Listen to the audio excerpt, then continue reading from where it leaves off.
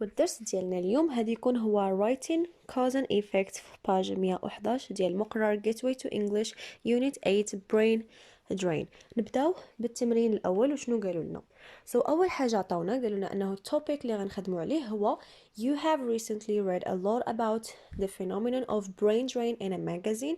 زعما مؤخرا فايت لك قريتي بزاف على ديك الظاهره نتاع هجره الادمغه في واحد ماغازين. Write a letter to the editor suggesting some measures that may solve the problem or at least reduce its negative effects. يعني غادي تكتب لهذاك المحرر ديال ديك الماغازين وغادي تعطيه بحال قلتي اقتراحات، تقترح عليه بعض ديال المعايير اللي يقدر انهم يحلوا لنا هذا المشكل ولا اتليست اللي هي على الاقل reduce يقللوا لنا من its negative effects، يعني دوك التاثيرات السلبيه ديال هاد brain drain. A. With your partner fill in this diagram then discuss your findings with the whole class. غادي نعمروا هذا الدياجرام هذا وداكشي اللي لقيتو نتوما زعما اللي كتبتو في هذا الدياجرام غادي تبارطاجيوه مع الكلاس كامل. اول حاجه غادي نهضروا على definition of brain drain.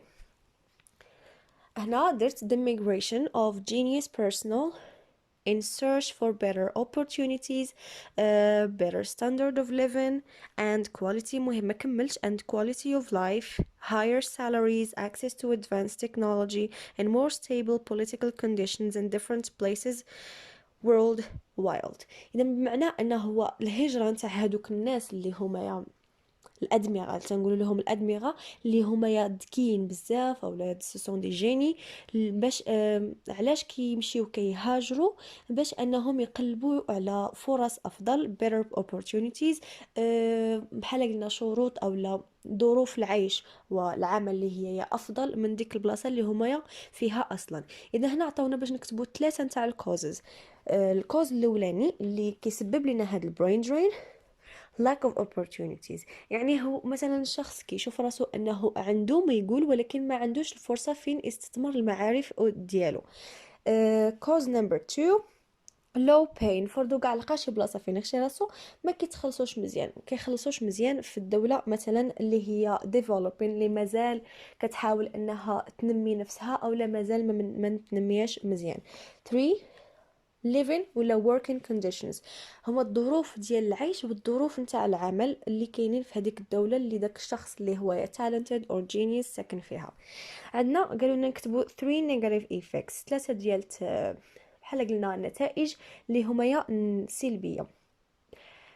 اول حاجه هي human capital loss. human capital هو راس المال. اوكي، فاش كنقولوا راس المال البشري يعني الناس كيمشيو من هذيك الدوله، خساره ديال راس المال البشري.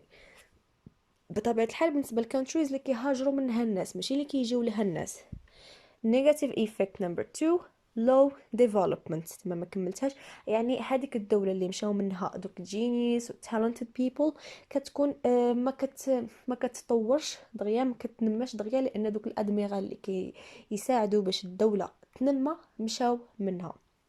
negative effect 3 few talented people. كما قلنا مهم كلهم تقريبا عندهم نفس العلاقه، يعني بحال قلنا هذوك الناس اللي هما يا talented كيكونوا مازال قلال في هذيك الدوله، مابقاوش كيكونوا كتار باش الدوله ترجع ولا تولي دوله غنيه ومتطوره وناميه زعما.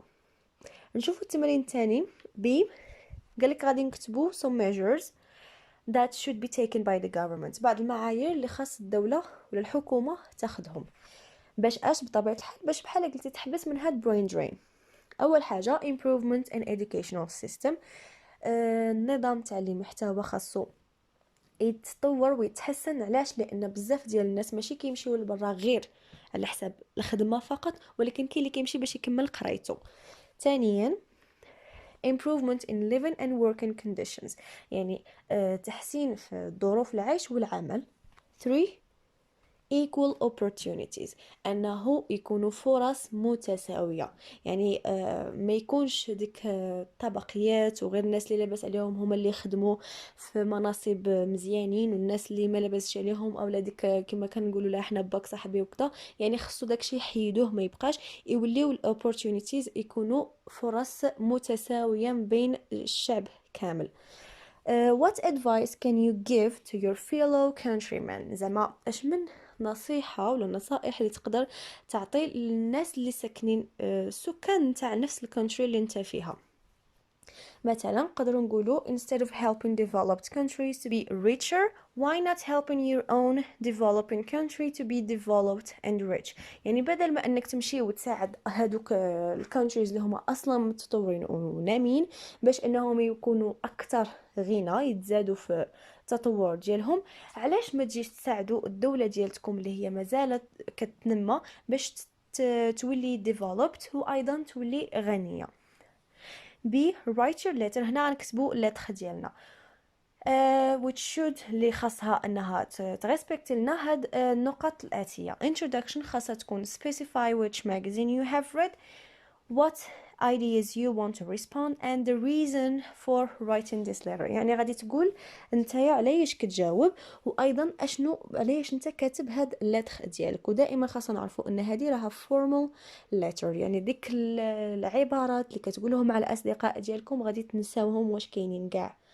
تاني حاجة body of your writing state some of the negative effects of the problem and suggest some solutions.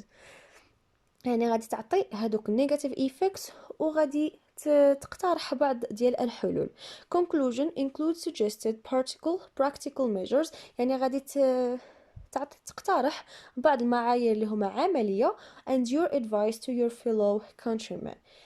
formal letter layout، يعني layout بحال قلنا الشكل ديالها. respect the components of a formal letter، يعني المكونات نتاع formal letter خاصهم يكونوا متحترمين. نشوف واش نكتبنا هنايا. Dear editor, I have read your interesting article and I am writing to you to share some points with you. هنا تقدروا تزيدوا في I have read your interesting article about brain drain، تقدروا تزيدوها غادي يكون افضل، انا ما درتهاش. يعني قريت واحد الارتيكل ديالك اللي هو مثير للاهتمام على هجرة الادمغة وانا كنكتب لك دابا باش نبارطاجي معك بعض ديال النقاط. brain drain has some serious negative effects، عنده بعض ديال لي زيفي اللي هما يا جديين. the first one is human capital loss، هذه شرحناها قبيله. countries lose their talented and gifted personnels to other well-developed countries which affect them negatively either to find a job or better education. يعني كيمشيو يا اما باش يلقاو الخدمه او لا باش يمشيو باش يكملوا قرايتهم، وهذا الشيء كيأثر بواحد الطريقه اللي هي سلبيه على الدوله اللي مشاو منها هذوك الناس. The second effect is the countries talented professionals immigrate from، يعني هادوك الكونتريز اللي دوك الناس اللي هما المهنيين اللي هما موهوبين اللي كي هاجروا منها remain underdeveloped، يعني كيبقاو underdeveloped ما كيتنماوش. whereas the countries receiving them، ولكن هادوك الكونتريز اللي كي يستقبلوا هادوك الأدمغة become richer، كيوليو أكثر ثراء. There are three main measures the government should take. كاين 3 ديال المعايير خاص الجوفرمنت تدير بالاعتبار ديالهم. Firstly, it should improve the educational system، هادشي شرحته قبيله. Secondly, it has to improve the living and working conditions including high income wages، يعني خاصهم يحسنوا من الوضعية ديال العيش والعمل بما فيه يزيدوا في السالير والدخل. Thirdly، ثالث حاجة it should provide equal opportunities and avoid social stratification، يعني خاصهم يكون عندهم نفس أو لا مساواة في الفرص ويبعدوا على الطبقية الاجتماعية، يعني دوك الناس اللي لاباس عليهم هما اللي ياخدوا أو اللي عندهم معارف هما اللي ياخدوا دي بوزيسيون اللي هما يا أحسن etc. انتم راه فاهمين. So I advise my fellow countrymen to stick to their own country، يعني باش يبقاو ويتشبتوا بالكونتري ديالتهم ويبقاو ساكنين فيها and instead of participating in developing rich countries وبدل ما انهم يشاركوا في التنمية ديال الدول اللي هما غنية why not helping their country to become more developed and rich as well. علاش ما يساعدوش الدولة ديالتهم باش انها تكون اكثر نماء واكثر غنى كذلك. yours sincerely تقدروا تكتبوا تحتكم تحت من yours sincerely تقدروا تكتبوا سميتكم سينو ماشي مشكل. مو هادشي اللي كتبت انايا. نشوفوا نكملوا باقي ديال التمارين. when you finish your draft قالك فاش تسالي check the following points. اول حاجه have I used the tenses appropriately زعما واش انا درت الازمنه مزيان. have I used appropriate linking words واش درت linking words مناسبين. have I used expressions of making suggestions واش درت des expressions نتاع تعطي اقتراح. have I used expressions of advice واش درت les expressions ديال نصائح. are my ideas logical and convincing واش لي زيد اللي انا درت في هذيك اللتر واش هما منطقيين ومقنعه. have I respected the layout of a formal letter واش انايا درت زعما الشكل ديال اللتر ديالي واش كلتر كالشكل ديالها هو formal letter ولا لا. نشوفوا اخر تمرين check your knowledge. مو هنا كنشوفوا غير حنا واش عارفين كيفاش كتكون formal letter ولا لا. قالك باش تعرف راسك واش نتايا عارف زعما غادي تحط هاد الارقام هادو في الاماكن في دوك السيركل في دوك الدائرات اللي كاينين حدا كل بارتي من هاد اللتر ونشرحه. هو الاول هذاك الشيء اللي عندنا. نمبر 1 هي recipient's address يعني هذاك الشخص المرسل اليه الادريس ديالو. 2 formal salutation يعني تحيه رسميه. 3 body of the letter العرض نتاع اللتر. 4 signature باينه. 5 sender's address المرسل الادريس ديال المرسل. 6 هو لا دات date هو التاريخ. هاد الاولانيه هذه سوزان ويكفيلد هي اللي صيفطات ولا هي اللي رسلت هذه الرساله اذا هي sender's address.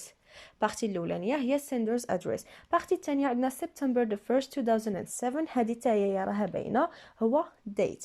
the daily 33 email suit 16 Tucson Arizona 85712 هذه هي recipient's address يعني المرسل اليه الادريس ديال المرسل اليه.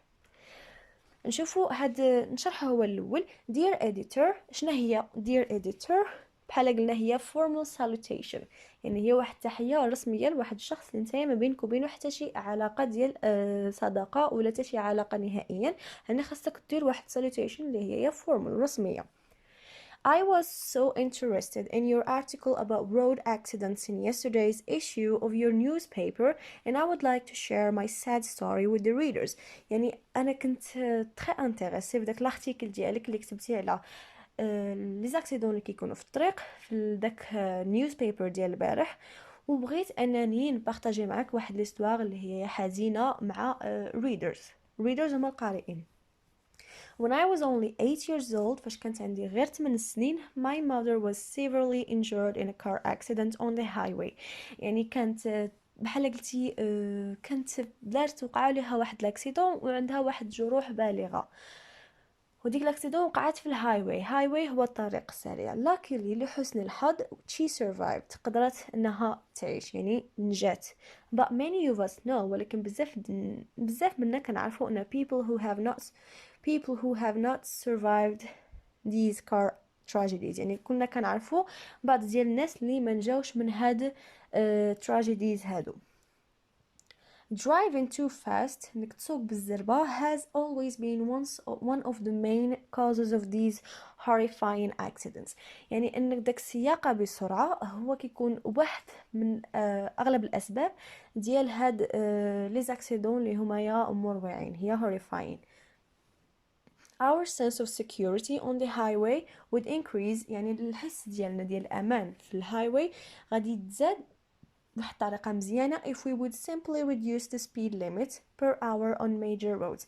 يعني هادوك الطرقات يعني لا تنقص مثلا كتلقى 120 للساعه 120 كيلومتر per hour يعني لو انهم ينقصوا منها غادي يكونوا الناس غادي يحسوا بالامان etc. Yours sincerely Susan Wakefield. مو هذه اللي قرينا اخر وحده هي body of the letter، وآخر حاجة هي signature. وهذا هو الاخر ديال الدرس ديالنا. كنتمنى انكم تكونوا فهمتوا. وإلا عجبكم الفيديو ما تنساوش تضغطوا على الجيم، وإلا كنتوا ايضا جداد في القناه ما تنساوش تضغطوا على سبسكرايب وتفعيل الجرس باش يوصلكم الجديد دائما ان شاء الله. وكالعاده شكرا على المشاهده، والى اللقاء في درس اخر ان شاء الله.